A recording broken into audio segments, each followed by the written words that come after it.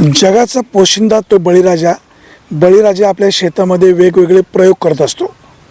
कांदा, ऊस, केळी ही महत्त्वाची पिकं जुन्नर तालुक्यामध्ये घेतली जातात. तरकारीचं पीकसुद्धा घेतलं जातं, पण प्रामुख्याने ऊस आणि कांदा हे पीकसुद्धा महत्त्वाचं आहे. कांद्याचं बियाणं शेतकऱ्यांना बोगस लागतं, अनेकदा शेतकऱ्यांची फसवणूक होते. त्यामुळे शेतकरी स्वतःच्या शेतामध्ये कांद्याचे डेंगळे लावतात. ह्या डेंगळ्यांपासून कांद्याचं बी तयार होतं आणि अतिशय खात्रीशीर बियाणं शेतकरी स्वतःच्या शेतामध्ये तयार करतात.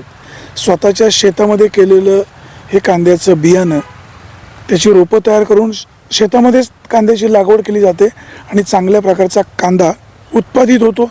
शेतकऱ्यांची होणारी फसवणूक त्यामुळे टळते.